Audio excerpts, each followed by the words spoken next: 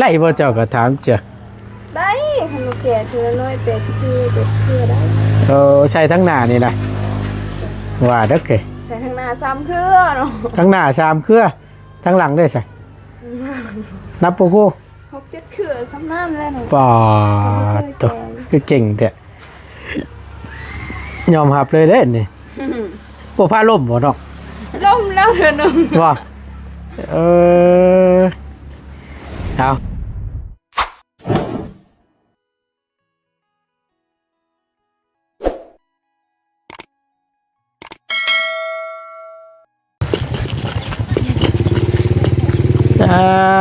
จ้ะ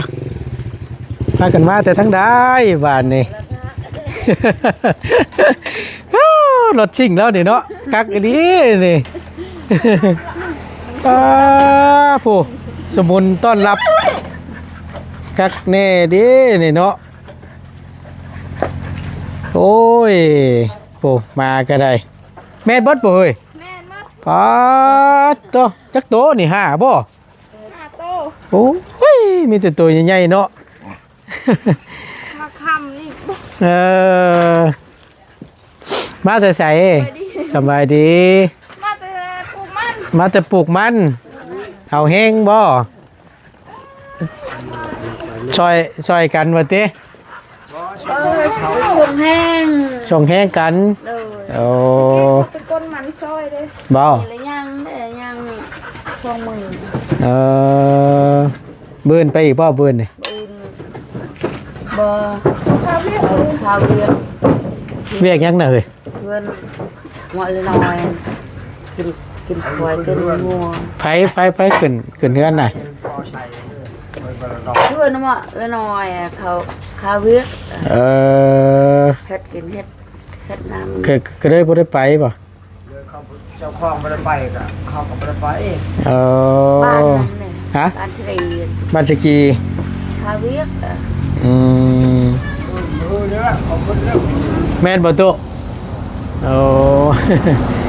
โอ้ยเนาะถึงแม่นเนาะมาคักเตอร์มานี่บ่ติดคักก็ดีนี่โอ้ตุงจักตุงมือจักตุงหยังปาดจ้ะ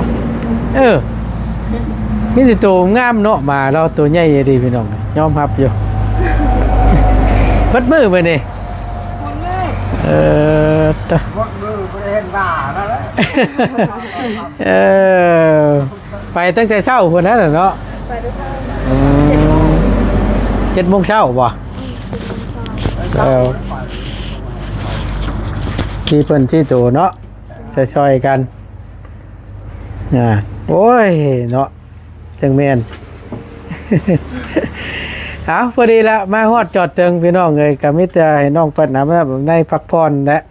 เนาะมาเผื่อเมื่อยซับ เนาะเรื่องรถเรื่องลากอีหล่าเพิ่นนี่ก็พอดีมีทั้งว่าสิถามอยู่เนาะลืมถามลุงเพิ่มเอาป้ายมาให้นะบ่ยังอยู่แม่นบ่อยู่เสียดิจักแล้วมื้อนี้เนาะฮะจักแล้วมื้อนี้ยันเราเอามาให้มื้อนี้เพราะว่าป้ายมื้อนั้นนั่นทางน้องชัยเพิ่นเอามาให้แล้วอยู่เฮือนอยู่บ้านพักนะแต่บ่ฮู้ว่าลุงเพิ่มได้ถือมาแล้วบ่ฮู้กันบ่ฮู้เมื่อวานนี้บ่เห็นบ่เห็นบ่จะว่าเฮียแล้วจักเนาะเพราะว่าติบ่แม่นลุงเพิ่มบ่ได้เอามาพี่เมื่อวานบ่ยันว่ายันเราลืมอยู่เฮือนเนาะยันลืมอยู่เฮือนถามเพิ่นเนาะ เห็นเรื่อยเพิ่นอัดข้อความเสียงมาบอกทั้งบ่ตูนนี่แหละอย่าลืมเด้อบ่ตูนเด้อว่าซั่นป้ายรถน้องๆเพิ่นนั่นว่าซั่นเนาะยันมันเฮียว่าซั่นเนาะก็เดี๋ยวบ่ตูนสิมาถามเบิ่งก่อนทั้งน้องเพิ่มว่าได้เก็บไว้อยู่บ่พี่น้องพอดีน้องใช้เอามาให้มื้อนั้นแหละมาไว้เลยลองอีกรอบแล้วบ่ลองแล้วคักอยู่บ่ชูได้อยู่ว่ากับคันนี้ของเจ้านี่นะตัวนี้ล่ะค่ะตัวนี้บ่ตัวนี้แหละ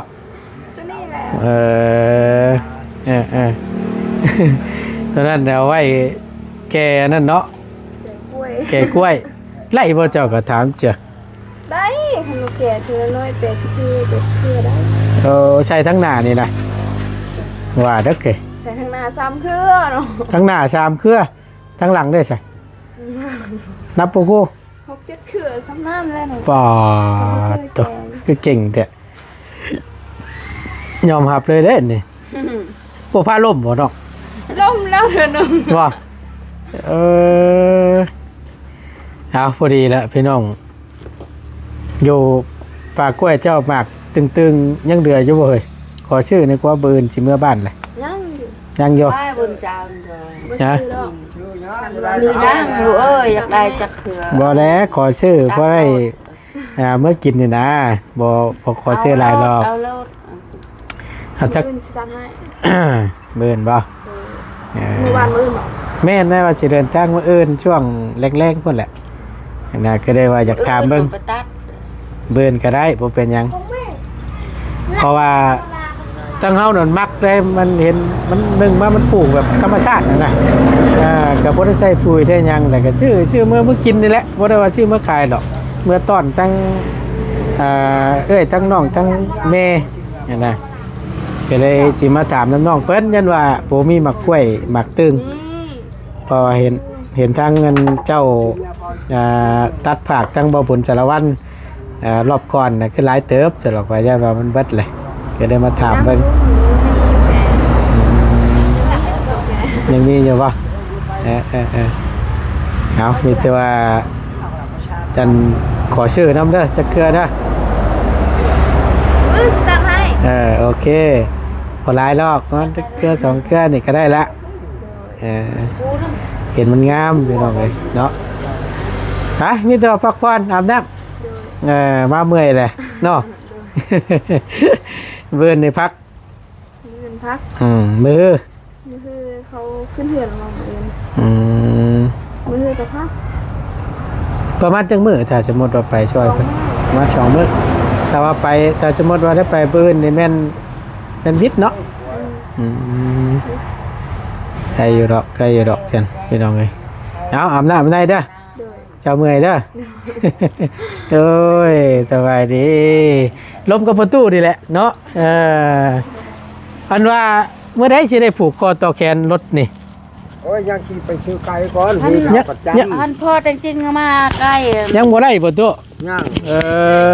ยังบ่ได้ รออยู่สู้ ยังบ่ได้ไกลอยู่ เจ๊เอาไปตัวนึงเนาะ แล้วอันนี้จะไปล่ะ ไม่ต้องไปไม่ได้บอกคน ไปจะรึบจ้ะเคยทำไก่มาจริงๆก่อนทันได้แล้วอื่นปุ๊บ อ๋อเรายังบ่ทันได้ฝากมาบ่ หักกับเราเมื่อแล้วมัน เมื่อไรตัว จักได้จักบ่อไก่นะครับ จักได้จักโตจะได้ตัวนึงนะ ใหญ่แท้บ่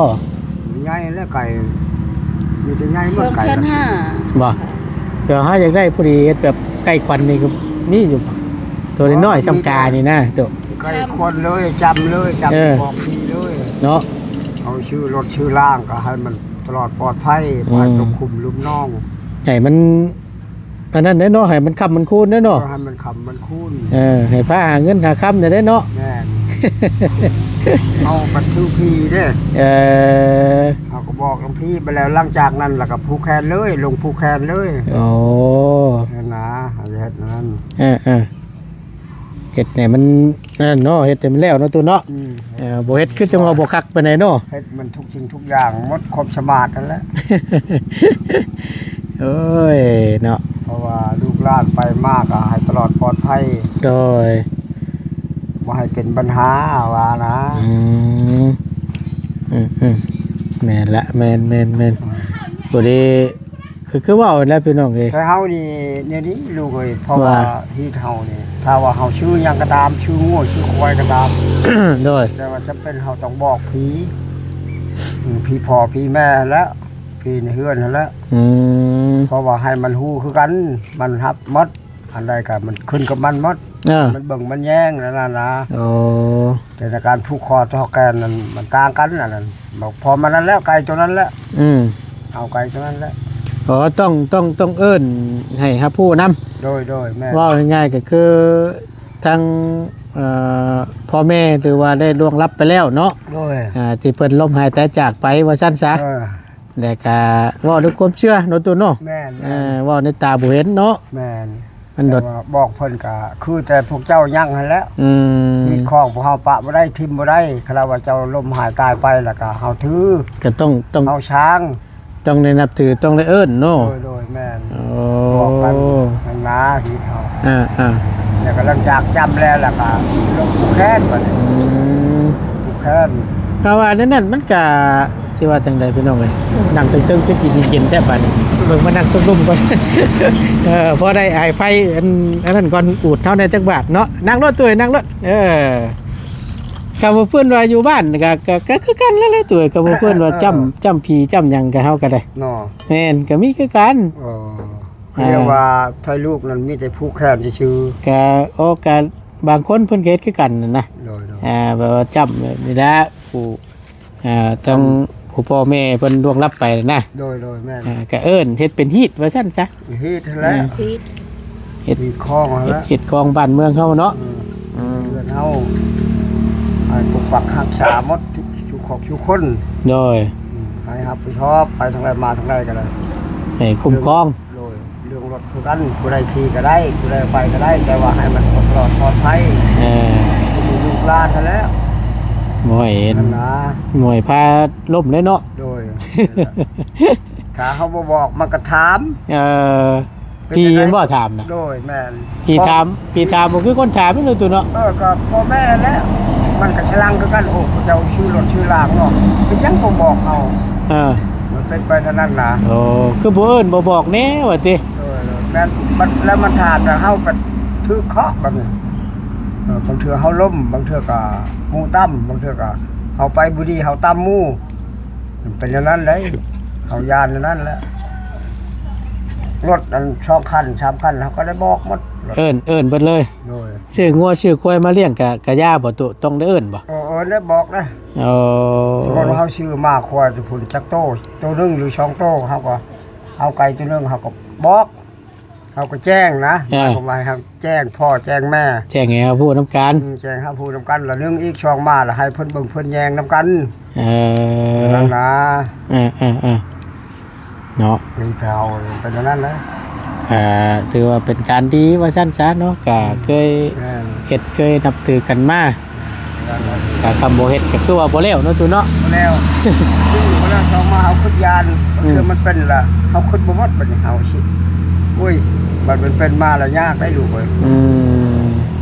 อันนั้นล่ะก็ ย่านในตาบ่เห็น โดย แต่ว่าบ่เป็นก็โชคดีไปเนาะ แม่ บาง บ่เป็นก็ดี บางเทื่อบัดมันเป็นมาบัดคือจังว่าคงกับเพิ่นรถเนาะ โดยแม่น เวลาไปเอิ้นไปไล่หม้อในย่ามเบิ่งว่าคือว่าแม่นรถมันคล้ายๆกันแบบเป๊ะเลยนะพี่น้องเนาะ บัดแม่นล่ะโอ้ยสิได้1ช่องมาติกันบัดนี้ เออ เดี๋ยวเฮาถือพี่เฮาก็ต้องบอกพี่ถือทำเฮาก็ต้องบอกทำ เออ อย่างนั้นนะลูกเอ้ย โดย เฮาบ่บอกแต่มันหมายความว่าเฮาบ่สามารถนะ บ่มีความสามารถถ้าว่าเฮาบอกหมดแล้วเฮามีความสามารถ เออ ไปทางใดมาทางใดเฮาก็บ่คิดยานหยัง โดย อย่างนั้นนะ ก็ว่าไงข้อบอกตั้งพี่ให้ครับพูดเรียบร้อยไปแล้ว โดยแม่น แต่ว่าไปใส่มาใส่หรือว่าอย่างกับแบบสบายนะเนาะ โดยแม่นแหละ ต้มน้ำยังอันนี้ตุ น้ำฮ้อนน้ำอันนั้นน้ำชา ต้มน้ำซุกกินชื่อนี่บ่ ก็ฟูด น้ำชุก เดี๋ยวว่าต้มน้ำ มันกินบ่ได้น้ำเย็นนะลูกเอ้ย ว้าวมันต้องอืดบ่ มันเจ็บท้องก่อน ต้องกินน้ำชุกเอา น้ำชุกแล้วเคยกินแล้วก็กินน้ำเย็นมันบ่อิ่ม บ้านเฮาไปกินน้ำร้อนไปบ่แล้ว บ่แล้ว เราตัวเนาะ เคยกินน้ำเย็นแล้วกินน้ำร้อนมันบ่แล้ว เคย กินน้ำเย็น เคยมันเนาะต้องไปตู้ก็กินบ่ กินน้ำเย็นเขา เขาบ่มักน้ำร้อนเฮาเป็นมักน้ำร้อน กินแล้วก็มีแห้งเนาะ ต้มแล้วตื่นแต่4โมง คู่มื้อนะนี่ กูมื้อต้มไปเย็นล่ะค้างไว้เดี๋ยวนี้ก็บ่เย็นล่ะ ของไฟนี่สิแม่นสิได้ลุกตลอดเด้ ลุกแล้ว พอเลยต้มเนาะน้ำร้อนเนาะตัวเนาะ ลุกแล้วลุกตลอดเลย กงมีเอ้ยให้มันน้ำปั่นนี่แหละดีกับมาหั่นกินได้ไหมเฮาบ่อยากเด้ ไม่ยังตัว เนี่ยว่าน้ำปั่นนะ น้ำปั่น น้ำปั่นเรา อยู่ใช้สันบ่แม่นเปื่อยไปแล้วบ่จัก จักเอ้ย เนาะ นี่บ่นี่เขา เอ เป็น อโอ้ย อยู่ใช้ล่ะ นี่บ่นี่ นี่ก็มีก็ด้วยนี่ เอา มันเป็นไงฮะ กินแม่ กินโลด เอามาชูตั้งเงินตู้แม่กินแน่นี่พอมีแห้งนี่ พอได้หลุดมีแห้งน้ำกันนี่ลงมา เคยน้มมา ไปอืม อันยะเลยงวด ไอ้อายะ กินโลด บ่กินบ่ตัว ให้แม่กิน กินแล้ว มาแย่อ่ะ กินย่ำเลยบาทนี่ มันลายโพด หอยสิมึงโดนตุ สู้มุงอันเช่าเลี้ยงไปกับอันบะเฮิมมาด้วย เออ แล้วเขาก็มาเมื่อกี้นี่ บ่อืม เอาบะเฮิมเขาก็กลับโชว์นี่ กับบางนึงนี่บ่ เจ็บนี่ก็เจ็บ นายลุงห้อมก็ได้อ่ะยันเราไม่ส่งป่ายจ้ะ จังว่า แต่ว่าพวกคุณว่า เห็นอยู่บ่ตุเจ้าเห็นอยู่บ่ บ่เห็นนะ อ่า คนเอาไว้ในรถมาจัก บ่หรอกบ่แม่นดอกแต่ว่าเอาให้ มาแต่อันนั้นคิเล็ก โอ้พอเรากินเล็กเก่งกินเล็กมาฝากบ่จัก มาแกง เป็นแม่นนั่น มันมีแกงแต่ว่าเขาว่าพุ่นละ6 โมงพุ่นละคนสิมาว่ะ เออ ครับ เออ แกงยังก็มันมีเฮาปอนใช่นะหั่นกระดูกชิ้นหมูบ่หรือชิ้นหมูบ่เอาไข่ได้ พอแซ่บเลยเนาะ โดยร้อนๆแต่อันไปนั่นโอ้ยมันบ่แซ่บเลย ทำอะไรมีแต่ตอนกินเล็กนี่ก็บ่ไหวเด้อเนาะตัวเนาะ ต้องไปครบมาแล้ว แนวนั้นแหละแต่อย่างไงแซ่บต้องให้มันครบ โอ้ยก็ให้ได้10 ตอนใช่ปอนนั้น หนังงัว หนังงัวหรือว่ากระดูกงัว เนาะ หมู พอได้นำนัวเพิ่นเนาะ แม่น แม่นแล้วน่าจะมาชมกินเล็กแหละแต่ว่าเอาป้ายมาให้นี่ประตูต้องได้เห็นเนาะ เห็นคือสิบ่เห็นดอกป่า ยังอยู่ต่ำไปแต่จักหน่อยเดี๋ยวสิเมื่อตามเพิ่นให้ยันว่าเราลืม จัก มาเดี๋ยวจะได้ยิงใจนี่ให้มันแล้วเนาะเป็นได้ตู้แซ่บอยู่บ่มีแห้งอยู่บ่ โอ้ยเมื่อยนี่จนอยากนอน เมื่อย ถ้ามันเจ็บแค้นก็ยังบ่ดี เป็นได้แขนจะ เป็นอะไรมันจะเป็นอะไรเจ็บตามกระดูกนะ เจ็บตามคอบ่ ตามคอตามกระดูกนะเจ็บหมด ตาม โอ้มันเท่าแล้วมันเป็นอันนั้นนะเอ็นนะ เจ็บตามคอ เขาเฮ็ดเวียกหนักนี่ขูดยางโบงนี่ครับสักเท่าใดมือ4-5 มือโอ้ย แม่นแล้วสันขมอดนั่น มันเป็นพะโรงเก่าเนี่ยมันเจ็บเป็นพยาธิเก่าเนี่ยบัดเฮาเฮ็ดเวียกหนักนะมันก็ตื้มใส่ เขายันเป็นปลงคอนั่นน่ะ พะโรงคอและแม่นละพะโรง ปวดตามคอตามเข่านี่ยังไปเฮ็ดเวียกนี่ปัดยังอันนั้นได้ เนาะ เนาะ แห้งหายแล้วแห้งเจ็บแล้ว ให้น้องกองมีไปผู้เดียวบ่ได้บ่ตุ บ่ได้ยานบ่หมดแห้งเข้าหกแห้งพุ่น เอาเพิ่นมาช่วยเฮาจักคน6คน เอาอยู่2 คนน่ะไปชง3 มือพุ่นแล้ว เดี๋ยวนี้ได้พี่น้องอยู่พี่นะเพิ่นเอาแห้งกันเอาแห้งกันกับว่านเนาะเปรียบเทียบก็คือละว่านหมู่หาหมู่มา ละวันหมู่แล้ว เนาะ ชนหลายหมู่มาช่วยนะ หาหมู่มาช่วย โดย อยู่บ้านเนาะก็เกี่ยวข้าวช่วงเกี่ยวข้าวก็หลายๆนี่ไปละว่านหมู่ แม่นละวัน ไปปฏิหมู่เขาก็ไปอย่าง ถ้า นี้ ว่า เนาะ บ่ละวันหมู่ก็เฮาบ่หมดก็มัน เอาน้ำบ่ทันเนาะตุนเนาะ โดยแม่นละ อืม ไปแล้วเฮาบัดหมู่อีกเริ่มต้นครับไปชงคืน ไปอีกจนมันจุ๊บพุ่นแล้วเนาะ จบพุ่นแล้วจนหมดพุ่นแล้ว เออ หมดชงแห้งแล้วก็แล้ว ถือว่าเป็นการดีแล้วเนาะจอยกันถ้าสมมติว่าคือตั้งประตูไปคือมีตู้แล้วแม่นอกของมีไปนี่2 คนสมมติว่าเพิ่นมาช่วยเฮา3 มื้อ 3 มื้อ บัดเฮาไปช่วยเพิ่นก็เท่าไหร่บัด 3 มื้อคือกัน 3 มื้อคือกันเนาะ เพราะว่าเขาก็ชงคนเฮาก็ชงคน โอ้ เขา แบบ ชงคนก็3 มื้อก็6แล้วเด้ แบบล้วนใจกันเท่านั้นเนาะ 6 คนแล้วเด้แบบ6 คนแล้วเฮาไปชงอีกคือกัน3 มื้อชงคนแบบว่า6 คนแล้วเด้ เป็น ม 3 มื้อ โดยเกิดเพิ่นสิไล่เฉลี่ยจังซี่พี่น้องเอ้ยเนาะ ไปชมมือไปชม ยังเดือ2 มื้อ 2 มื้อมื้อนี้แล้วล่ะ อดหนาว มือนี่ก็ยังข้าวเวียกเข้าบ้านเขามือก็ข้าวเวียกมือก็เขาขึ้นเฮือนใหม่เด้อ ขึ้นนี่ละน้อย เออ